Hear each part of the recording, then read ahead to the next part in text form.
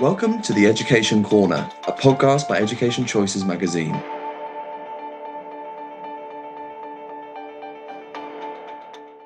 Education Corner podcast would like to welcome Joseph Vambe.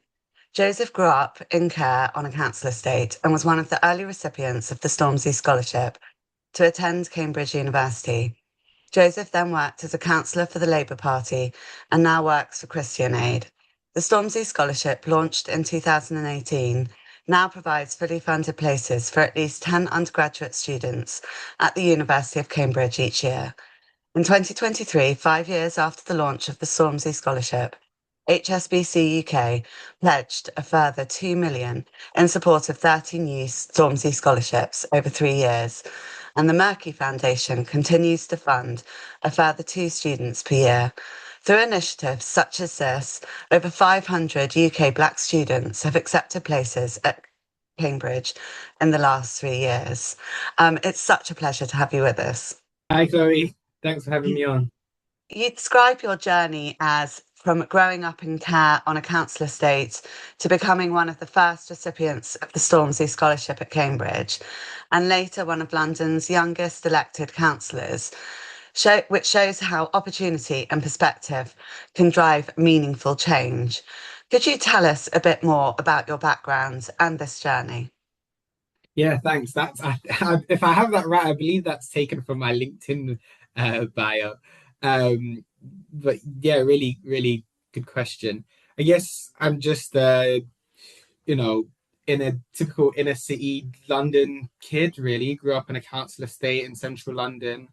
And so kind of dealt with all the various kind of inner city troubles that you could experience growing up. And obviously I was adopted, and so we know all the kind of facts and statistics around care leavers and the struggles that they have. And so I was kind of I grew up very acutely aware of the kind of barriers I would have to overcome in order to do something really productive with my life, to be honest.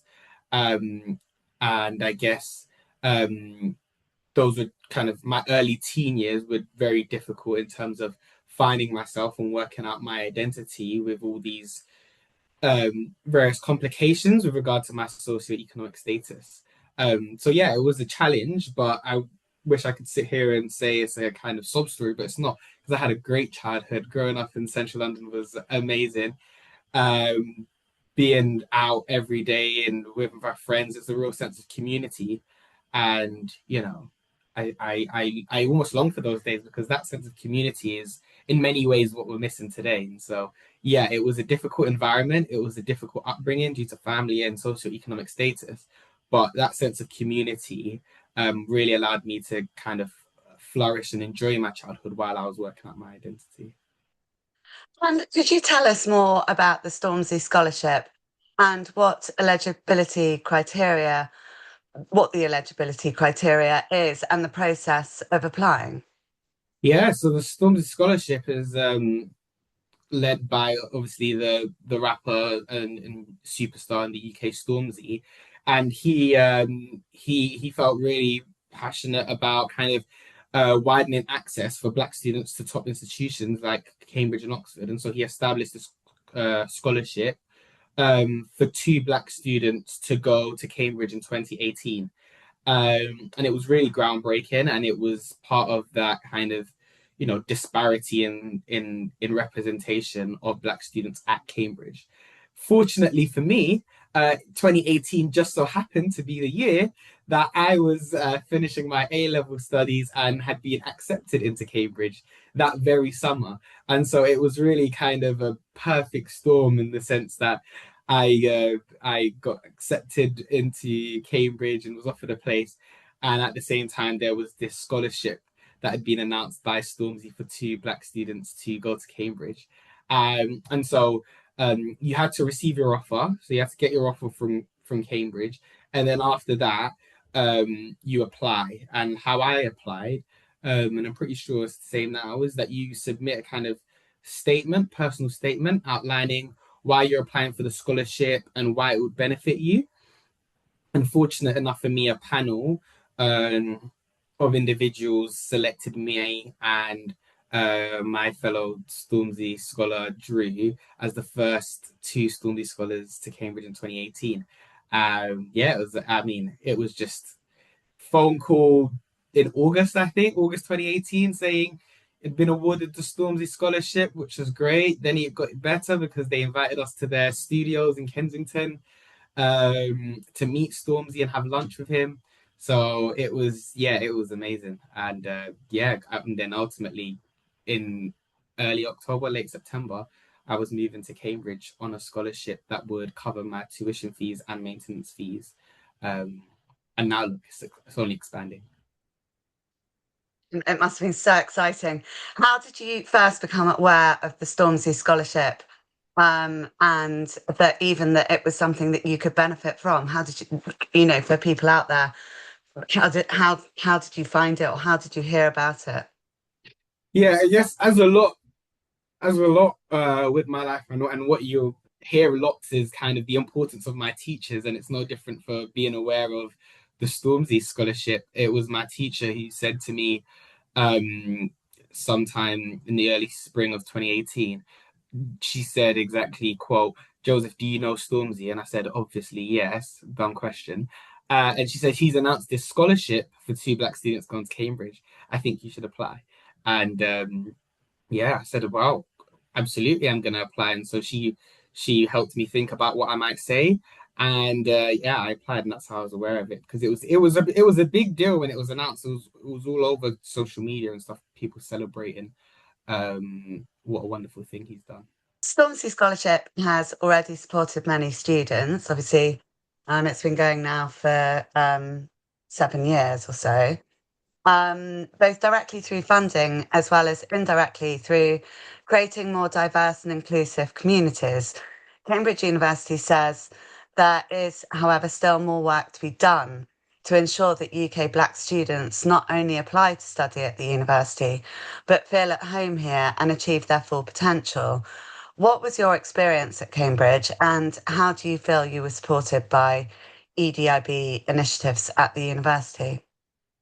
Yeah, well, that's definitely there's lots of work to do, and that obviously that a massive milestone and achievement with the scholarship that has led to an increase in Black students going to Cambridge. I guess for me personally, it was really tough because you're going to one of the top institutions in the world, surrounded by um, the smartest brains in the world, but obviously a lot of the students who come from different backgrounds from me, more affluent backgrounds, and so, private schools, independent schools, and so naturally there's a feeling of intimidation, right? Not that someone was intentionally doing that, but you make those assumptions in your head, right? In terms of, they must be smarter, they must be more aware, etc. So that's going on, and then you're dealing with the actual studies, which is tough and which does test you.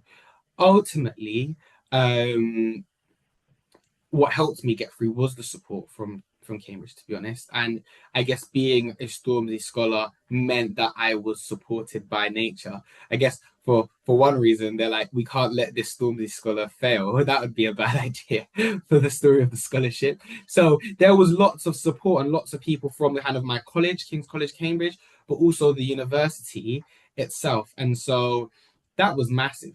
That was really huge. When you go into just aesthetically, Cambridge is such a different place to London, right? So just to be there and to have that support and people I can lean on that looking out of my best interest was just exactly what the doctor ordered during those first few months as I was easing myself in. And then as I'd eased myself in, I began to realize I guess I went from a journey from do I belong here? Am I supposed to be here? And through that support and through that kind of hitting the ground running, realizing actually I am supposed to be here, I deserve to be here, and I'm actually more than worthy of being here. And so that once I'd settled in, I found myself in a much better place, and really, really enjoying what I studied. I mean, I did a master's, right? So I must have loved it to stay an extra year. So yeah, the support was was really what was needed, and definitely more of that if we want more Black students at Cambridge. What exactly were you studying? I studied a course called Human, Social, and Political Sciences, and then specialized in politics. Okay, and then that obviously leading into your career. And the Sutton Trust report states that whilst 93% of pupils in the UK are state educated, in 2024, only 66.2% of UK undergraduates at Oxford University were from state schools, and 71% also from Cambridge came from state schools. Although this is a much more diverse and representative student body than in the past, students in independent schools continue to attend Oxbridge in greater numbers than their state educated peers. What support or initiatives do you think students need in order to access Oxbridge from state education, both within their senior schools and once they arrive at university? Yeah, wow, really good question. I guess those numbers, that's obviously changed from where it was before, where it would be kind of an even more concentration of students from private or independent schools compared to where Yeah, it is they're now. much improved statistics, aren't they? Yeah. So definitely much improved and definitely trending in the right direction, which is good, and changing it from an elite club. Um, and I guess what those families from children at independent schools would say, they would say the opposite is true. And I've read some articles about um, how they are now looking at American university institutions because it's so much more difficult to get into Oxbridge than it once was. There are some mumblings of reverse discrimination, but I think the bigger point being that it should be access for all. Exactly. And on that question of access for all and what more can be done, honestly, I would say it's belief. Like, really giving people that belief in themselves that they can go to these top institutions. When I go to secondary schools or sixth forms, it's not a question of grades. My secondary school was placed into special measures by Ofsted and later closed down, right? So a really deprived school, lack of resources and everything. But we still had students that were getting the highest grades, back then A stars, which would be equivalent to 9. Like, there were students at that my secondary school that were way smarter than me, getting the highest grades, but they didn't end up going to Cambridge or Oxford or these top universities. And that's because actually they didn't have, first of all, the belief that um they could actually go there despite their good grades. And that's what you have. You have a whole group of, children from and young people from state schools that are getting the grades, but you ask them, are you thinking about Oxford and Cambridge? They'll say, no, it's not for me. I don't belong in those spaces. And actually, they need to be told you do belong in those spaces. You're a leader in that space. And actually, the institution needs you because you're going to be someone really important one day.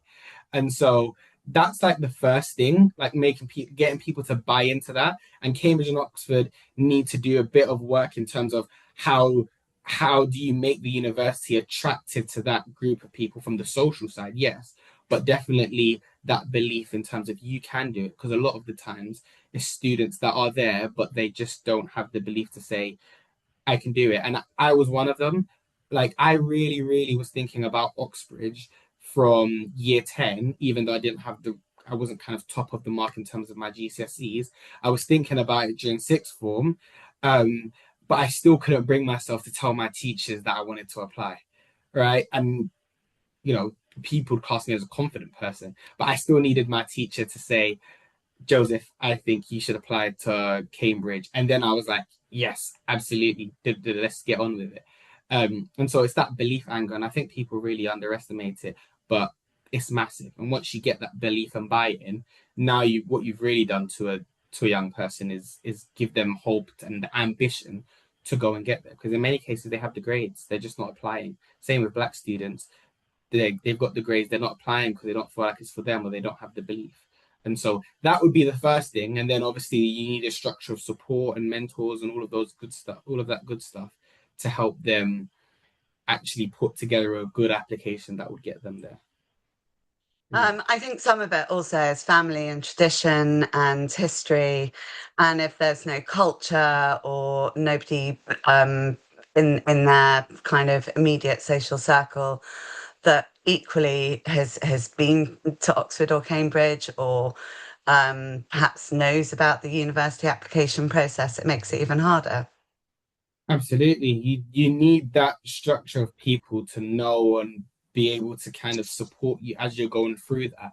And when you could be as London to Cambridge is not far, but London can feel very far away from Cambridge from someone who is not, whose family doesn't have any relations to Oxford or Cambridge or top universities or university at all in many cases, and doesn't know anyone. And it can feel like a long distance. And so you need that mentorship support, injecting that belief is what I would say. What can school and parents, so really following on from that, what can schools and parents do to prepare children from all backgrounds, socioeconomic, people from, different cultures, backgrounds, to aspire and to succeed at universities like Cambridge in terms of academic and personal co-curricular preparation? Because there is a lot, I mean, that's where the independent schools and the children from wealthier backgrounds or with a history of family members attending these universities, that's the benefit that they get. It's the support structure and the preparation, isn't it? Yeah, and not only that, they get it from really early on. So from quite early in their teens, they're already thinking about long term about the type of subjects they're good at, and therefore what would get them into those universities. So I think that's one of it. Like, can you start thinking about these things earlier on? Early is better. And when I was in school, in my secondary school, like I said, the advice was you don't need to think about what you want to do for now, kind of keep your options open, do what you want to do, etc. But in those kind of independent private schools, they're really narrowing in on what are you good at. Okay, that's where you're going to excel. That's where you have the best chance of going to the top schools, and kind of really putting together an extracurricular activities around that related to those subjects that can show your university that you are someone that is actively passionate about the subject, both within core hours and outside of that. And so I guess a key one would be earlier, like really getting people to children and young people to think about this earlier from an early stage. And obviously, you don't need to work out everything you want to do, but that is what's happening at those other schools. They get them to think about earlier. And then I guess more broadly, you highlighted parents. I guess from my own experience, it was none of my parents went to university. Foster parents went to university, didn't go to university, and so I didn't really have that. They cared about my education because they knew it was important, but they didn't have any kind of insight into anything. And so any information that I got was from mentors and my teachers. And so you've obviously highlighted teachers and the important role that they play. I would say mentors play an absolute critical role. And I'm genuinely believe that every pupil should have a mentor, because it is so important in terms of having someone who's been through kind of the school and education and gone into a particular field that's relatable will really be helpful in terms of helping direct your path, helping you think about what you want to do outside of your education and outside of those core hours. And empowering education is not just what you do during your 9 till 3:30 school day. It's more than that, and that's why I'm a kind of big champion for mentors. I think that's that. I mean, there's lots of information about that really highlights the kind of disparity between students who don't have mentors and then end up kind of out of school and out of education and out of employment, and those with mentors, and the disparity is wide. So I would add mentors to that mix of important factors and influences. Who was providing the mentoring? Was it within the school structure, or was it something that you were accessing through outside of school? It was within the school structure. So I went to a secondary school that was kind of really quite deprived, and like I said, later closed down because of falling pupil numbers, but also because of Ofsted ratings, which called it inadequate. And that was nothing there. Then I went for sixth form to a really, really good sixth form with kind of expertise and teachers that went to Oxford and Cambridge. And so, as part of just being a sixth form student, we were connected with Oxbridge mentors and people that had been there and people that were in different subjects. And so it was just night and day, and it just shows that, you know, how it can lift your expectation just from and open your going eyes. just from going 15 minutes away to a different school, right? That's not right. It shouldn't be you go to one school or another school 15 minutes away, and that just changes your prospects. But that's what happened. Yeah.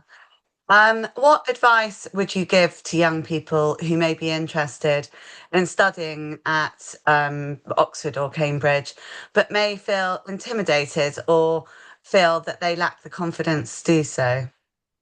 Yeah, no, I really sympathize with that because I felt like that. I really did feel like that. I would just say go for it, and go for it, not in the sense that if you if you get in, it's gonna be great and it's great, and if you don't get in, it's all gonna fall apart. Because in many cases, if you don't get into Cambridge and Oxford and you go into a different university, you're still gonna be um just as brilliant and build a network of absolutely great like-minded students. But I think there's something about Oxford and Cambridge and just putting yourself in the mix and in that application. That step is a massive step. And I think just by even making that step, you're already developing your own skills as a person and as an individual and willing to step out your comfort zone. And yeah, absolutely, it's uncomfortable. It can be an uncomfortable place at times, but to be honest, that Cambridge is not going to be get more diverse if more diverse people don't attend. So you kind of have to be that change. You kind of have to step into it um, and make that difference. So I would just say, yeah, absolutely believe in yourself, because putting yourself in those situations and in that institution really teaches you things about yourself and helps you grow as a person. And that's just by applying, I would say. Like, even if you apply and don't get in, that very step is just a huge and massive, and you should take real good pride in that, because that is not an easy thing to do, would be my advice. After university, you became one of London's youngest elected councillors for the Labour Party, quite an achievement. What obviously it follows through from your degree, but what inspired you to go into this field, and how was this supported through your educational experience and background? Yeah, not the youngest. I thought I was the youngest, and then I googled it and found out I'm actually not. I think someone who was 19 once was London's youngest councillor, but still one of London's youngest councillor, which is, you know, something nice to say. Um, what made me? I guess when I went to Cambridge, obviously I studied and specialized in politics, and I was good at politics. I was good at public speaking. I was fascinated by history, and I felt strongly at Cambridge that politics was a really good platform to affect change, like a really massive one. When you're thinking of where can you affect change and do some really good stuff, it's politics. And so when I went into Cambridge, I thought, okay, I want to look into politics even more, not just beyond, like, much beyond my studies. And the more I looked into it, the more I found that actually this is a kind of ecosystem that can change the world and transform lives and communities. But within this ecosystem, there's not many people that come from my type of background that can relate to me, that speak from people from working class communities, that speak for people from kind of minority backgrounds, that speak for people from council estates like where I was from. And so I really just looked at it as like, wow, what an opportunity for me to get into this ecosystem as someone really unique who would be able to speak for a community that is not really spoken to. And I felt like I could offer something really valuable in that, having gone to Cambridge. And so I guess the question was then, how do I get into that world? Because obviously there's different ways that people get into politics. And the Again, a lot opportunity. of it is very traditional, a lot of, Yeah. Eton and, you were coming at it. Yes, you went to Cambridge, but perhaps not with the connections and links that many of the people that sit in the House of Parliament have. Yeah, exactly, right. And you don't just apply to become an MP, right? So I was studying these roots of the people that you're saying, okay, these are where all the politicians come from. What did they do? Some of them go into banking, them switch over. And I just looked at it and I thought, I don't really want to do that. I don't really want to go into banking and then convert into politics. I just want to be able to serve and get into it. And so I just started getting involved with the local party locally in my area, back in Southwark where I grew up and now live. And the opportunity to stand for local council came up. And it really neatly tied in with my studies. And I just thought, why not go for it? And I guess again, going back to that big step in applying to Cambridge, this wasn't as big of a step. Yes, I would be a one of the youngest councillors, and everyone else who was a councillor is a lot older than me. In senior jobs, how would I balance that with a job? I didn't even know if it was full time or part time. All of these questions, right?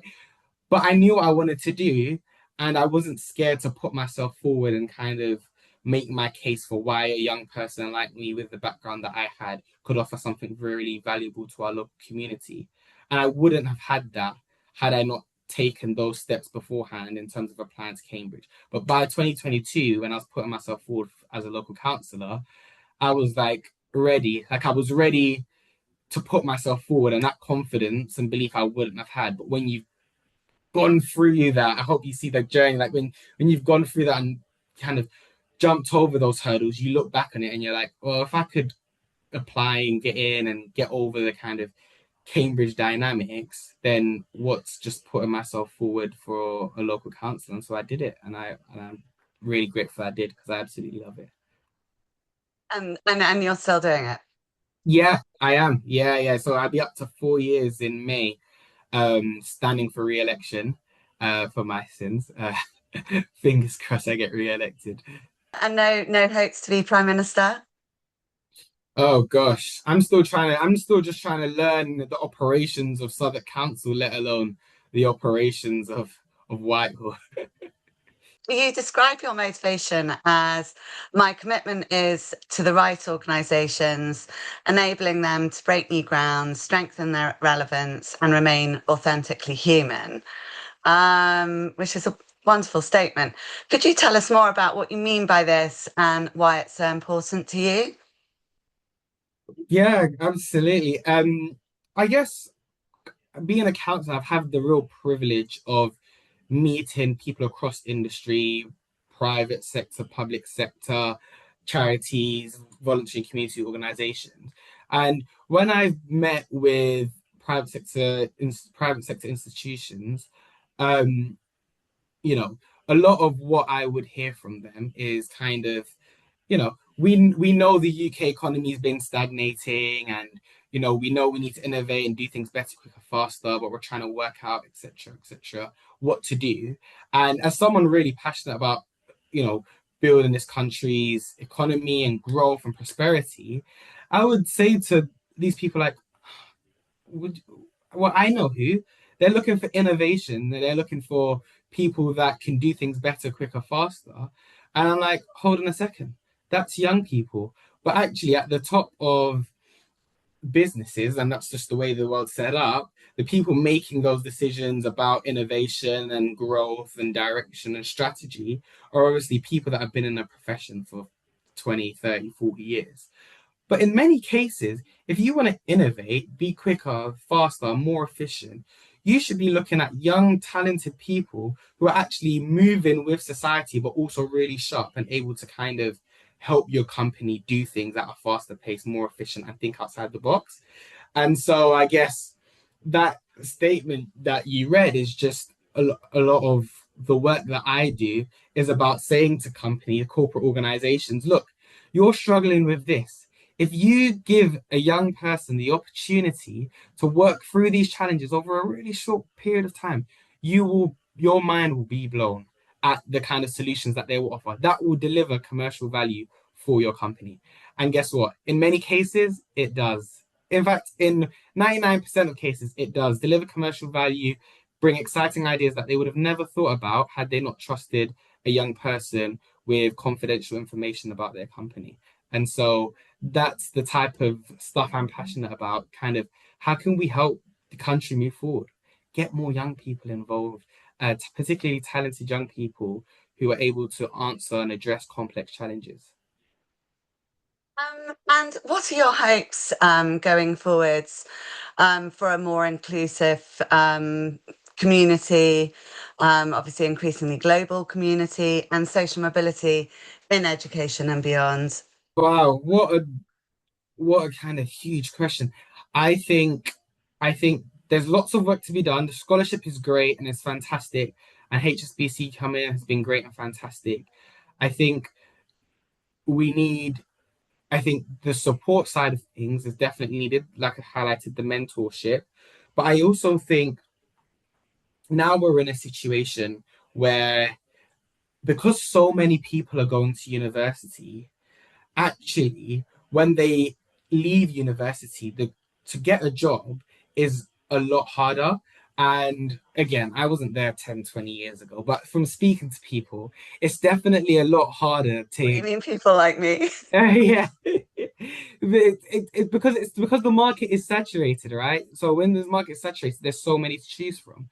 And I speak to a lot of, university students at Cambridge and Oxford who say, I got in and I felt on top of the world, and then I finished and tried to get a job, and my employer was like, "No, we don't want you. We want someone experienced who can actually do the job." And so there's something going on in the environment when it comes to degrees and the saturation of degrees, where it's not leading to um, social mobility the way it should be. Once upon a time, you go to university, you're going to go upwards the social mobility chain. Now, if you go to university, you still might end up living back home on a very low paid job and not going anywhere. And actually, many people who didn't go to university and did an apprenticeship will actually might be doing much better than you. And so university is proving not to be the kind of working class to middle class Yeah, yeah, chain that it once was. yeah. And so something needs to be done there. Uh, but it's a massive issue. I think from the young people that we deal with, we do a lot of support with the university applications, Oxbridge, et cetera, et cetera. But I think one of the things I think that needs to be more available is the work placements whilst you're at university. So yes, you're getting your studies, but you're not also losing contact with the working world. Yeah, exactly. And employers are rightly great. You've done all this theory stuff, but how's There that are going to help me in internships, my but they're very company? hard to get. Yeah. I read something the other day saying that internships are declining in numbers, right? So it's going in the Yeah. opposite direction that it needs to. Yeah. So we need more of that, more internships, some more work experience opportunities. Otherwise, actually going to university and getting in so much debt It's might an not actually work. expensive pastime Exactly. without Stormzy. Exactly. Um, Well, maybe we could ask Stormzy if he could pay. Oh, that would be a could lot. he do a few more? Yeah. Joseph, it's been such a pleasure speaking to you, and your words will be so encouraging to so many people. Thank you very much for taking part. No, thank you, Chloe, for having me on. It's been a pleasure. Thanks.